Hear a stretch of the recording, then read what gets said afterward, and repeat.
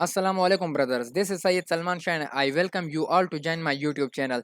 दोस्तों मैंने आपको इससे पहले लेक्चर में बहुत सारे तरीकों के बारे में आगाह किया कि हम किस तरह जो है ना किसी गिवन आईवीपी के लिए जो है ना अप्रोक्सीमेट सोल्यूशन फाइंड कर लेते हैं। और वो आईवीपी इनिशियल वैल्यू प्रॉब्लम किस फॉर्म में होगा, वो इसी फॉर्म में होगा कि D Y divided by D T, जिसको हम वाई डैश भी कहते हैं, वो बराबर होता है एफ ऑफ टी वाई। और टी की वैल्यू जो है ना वो बी और ए के दरमियान इंक्लूडिंग एंड बी होगी।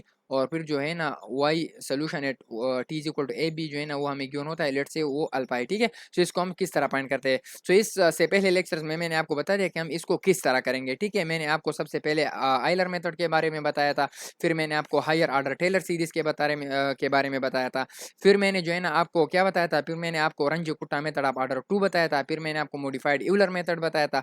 आज जो है ना मैं जिस मेथड के बारे में आपको इन्फॉर्म करने जा रहा हूँ उसका नाम है ह्यून्स मेथड। ठीक है, अब ह्यून्स मेथड क्या है, ठीक है, सो इसका के प्रूफ की तरफ हम नहीं जाएंगे क्योंकि वो एक्जैक्टली सेम है। रंजीकुटा मेथड ऑर्डर 2 सारे सेम है, बस आपने सिर्फ फार्मूले याद रखने हैं और उसके ऊपर एग्जांपल्स करने हैं। ठीक है, सो उसका फार्मूला मैं यहाँ पर आपको लिख लेता हूँ कि इसका फार्मूला क्या होता है। ठीक है, सो इसका फार्मूला होता है कि approximate solution at T is equal to I plus 1 is equal to approximate solution at T is equal to I plus H divided by 4।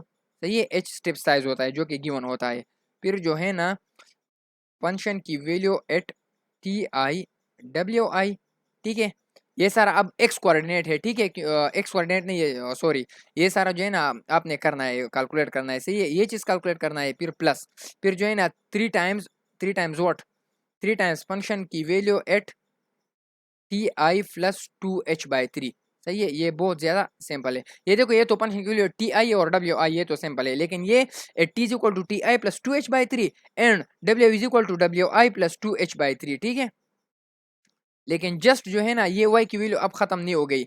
अब इस y की वैल्यू के साथ आप ये चीज भी कर लोगे, function of T I plus h/3। ठीक है, और फिर जो है ना डब्ल्यू आई प्लस के आई बाय 3, और ये चीज हो गया बंद। सही है, सो ये तो इसके लिए बंद हो गया। अब इस चीज के लिए किस तरह बंद करूंगा, एक अगेन एक लगाऊंगा और इस चीज को क्लोज करने के लिए मैं एक ये लगाऊंगा। सो ये चीज आपने कैलकुलेट करना है। अब ये किस तरह कैलकुलेट करना है, जस्ट आपने ये चीज कैलकुलेट करना है, इसके बजाय एक वैल्यू आ जाएगी, इसके बजाय एक नंबर। सो उस फंक्शन की value at this one calculate करे, एच और 2 के साथ मल्टीप्लाई करे, 3 पे डिवाइड करो, डब्ल्यू आई के साथ ऐड कर ले, तो आपके पास यहाँ पर जनरल सिर्फ एक नंबर आ जाएगा। फिर आपने जो है ना ये चीज जो है ना वो कैलकुलेटर से करना है, सो यहाँ से भी एक जस्ट नंबर आ जाएगा। फिर आपने उस फंक्शन की value at this one and this one करना है और उसको 3 के साथ मल्टीप्लाई करना है। उसकी वैल्यू जब आ जाए सो आपने फिर फंक्शन की वैल्यू एट दिस वन करना है, इससे जो आ जाए ये दोनों फिर जो है ना ऐड करने हैं और एच से मल्टीप्लाई करके फोर्थ पर डिवीजन करने हैं और फिर डब्ल्यू आई के साथ ऐड करना है। सो आपके पास ये आ जाएगा। ये थोड़ा लॉन्ग है लेकिन बहुत ज्यादा इजी है। ठीक है,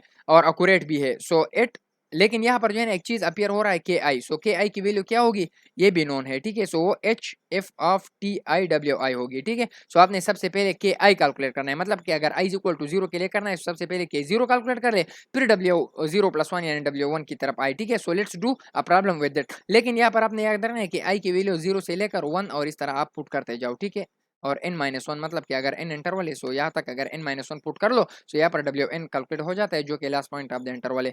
और ये हाइंस मेथड हम जो है ना ह्यून्स मेथड हम एक अल्टरनेटिव फॉर्म में भी लिख सकते हैं, और उसका अल्टरनेटिव फॉर्म क्या है, उसका ये फॉर्म है, असल में ये फार्मूला है। ठीक है, के डब्ल्यू आई इक्वल टू 1 और 4 के 1 प्लस 3 के 3।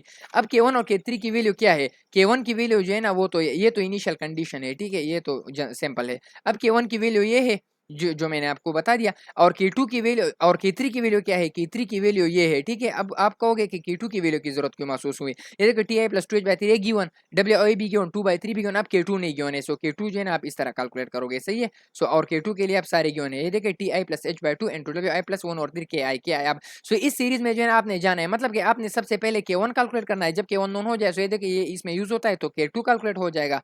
सॉरी ये 1 है, और K2 जब कैलकुलेट हो जाए सो ये इसमें यूज होता है, सो K3 कैलकुलेट हो जाएगा, और जब K3 कैलकुलेट हो जाए सो ये K1 और K3 की वैल्यू इस यहाँ पर पुट कर ले सो आपके पास WI+1 भी आ जाएगा। लेकिन ज्यादातर जो है ना हम यही मेथड यूज करते हैं। ठीक है, क्योंकि ये वन स्टेप है और बहुत ज्यादा इजी है, इसके लिए हम जो है ना 3 कांस्टेंट फाइंड करेंगे, जबकि यहाँ पर जो है ना सिर्फ एक ही कांस्टेंट है। ठीक है, so let's do a problem, और ये मैंने वही सेम प्रॉब्लम लिया है जो मैंने रंजीकुटा मेथड ऑफ ऑर्डर 2 और मॉडिफाइड यूलर मेथड के लिए कर लिया था, और इसका एग्जैक्ट सोल्यूशन भी हमारे पास गिवन होता है। ठीक है, ये देखिए ये एग्जैक्ट सोल्यूशन है। ठीक है, लेकिन मैंने एंड में लिखा है। ये ना आप यहाँ पे लिख सकते हैं, ठीक है। ये क्वेश्चन में गिवन है। सो ये देखो, ये हमारे पास y dash is equal to y minus T square plus 1 है, और ये y minus T square plus 1 क्या है, ये फंक्शन ऑफ टी वाई है। ये t का इंटरवल डिफाइन है, ये इनिशियल कंडीशन गिवन है, ये h गिवन है, और इस n को हम b minus a divide by h से कैलकुलेट भी कर सकते हैं, बल्कि ये गिवन है, और T I is equal to T not plus I H से कैलकुलेट भी कर सकते हैं, और ये गिवन है, ठीक है। यहाँ पर तो गिवन है, लेकिन अगर गिवन नहीं है तो हम कैलकुलेट भी कर सकते हैं। अब ये देखो, ह्यूम्स मेथड का फार्मूला मैंने यहाँ पर जो है ना वो लिख लिया है, एक्जैक्टली वही फार्मूला मैंने उठा के यहाँ पर लिख लिया है, ठीक है। ये जो मैंने फार्मूला लिखा है, ठीक है, या लिखी है। सो के आई और divide by W I plus 1। तो अब हम क्या करेंगे, for K is equal to 0। So for K is equal to 0 H F of T not W not. अब टी नॉट भी गिवन क्या, टी आई के बजाय 0 पुट कर ले, so 0.2 multiply by 0 is equal to 0 से देखो ये 0, और डब्ल्यू नॉट भी गिवन है। ये चीज क्या है, असल में ये डब्ल्यू नॉट है ना, या W0 है ना, तो इसकी वैल्यू मैंने पुट कर लिया। अब जो है ना यहाँ पर y के बजाय 0.5 और t के बजाय 0 पुट कर ले, और 0.2 से मल्टीप्लाई कर ले, सो 0.3 ही आता है। फिर W1 यहाँ पर जो है ना आप 0 पुट कर ले, सो ये चीज जो है ना ये मॉडिफाई हो जाएगा इस चीज में। मैंने डायरेक्टली पुट कर लिया, ठीक, क्योंकि h/4 के बजाय मैंने डायरेक्टली जो है ना 0.2 डिवाइड बाय 4 कर लिया, सो 0.05 लिख लिया है। फिर अब टी आई हमारे पास जो है ना वो 0 है, मतलब t0, और W0 0.5 है, सो ये मैंने डायरेक्टली यहाँ पर लिख लिया है, प्लस 3 टाइम f ऑफ। अब जो है ना ये T I plus 2h/3, t0 जो है ना वो हमारे पास 0 है, और 2h/3 से हमारे पास ये चीज आता है, सो ये मैंने लिख लिया है।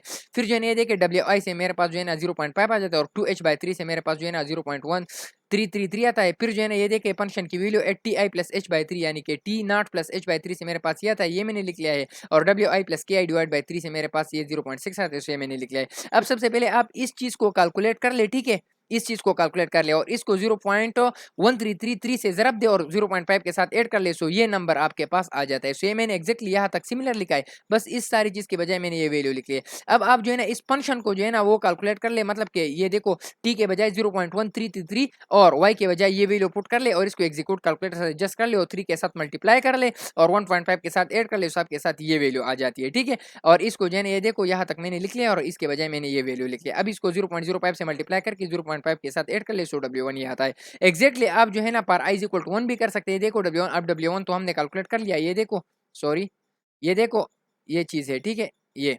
और फिर जो है ना और T1 तो आप यहाँ से कैलकुलेट कर सकते हैं, पर i equal to 1, so T not यानी T1 इज इक्वल टू 0.2। सो आप यहाँ पर जस्ट फुटिंग कर ले, सो आपके पास K1 की वैल्यू ये आ जाएगी, ठीक है। और इसी तरह जो है ना इसमें exactly at the same manner या इन द सेम मैनर आप पुट कर ले, सो आपके पास जो है ना ये यहाँ पर आ जाएगा, और ये W2 की वैल्यू। अब ये देखो ये एग्जैक्ट सोल्यूशन है, यहाँ से मतलब कि आप पार्टी इज इक्वल टू 0, फिर पार्टी इज इक्वल टू 0.2, पार्टी इज इक्वल टू 0.4 यहाँ से कैलकुलेट कर ले, सो ये चीज आ जाता है। और ये देखो ये इनिशियल कंडीशन है, ये हमने W1 कैलकुलेट किया, ये देखो ये हमने ये W2 कैलकुलेट किया। इस तरह अगर आप i इक्वल टू 2 3 के लिए करो, सो ये चीज भी अपटेन हो जाता है। और इसको जो मैंने इससे सपरेट कर दिया, अगर नेगेटिव वैल्यू आती है, सो मैंने एब्सोल्यूट ले लिया है, सो ये हमारे पास एक्चुअल एरर आता है, ठीक है।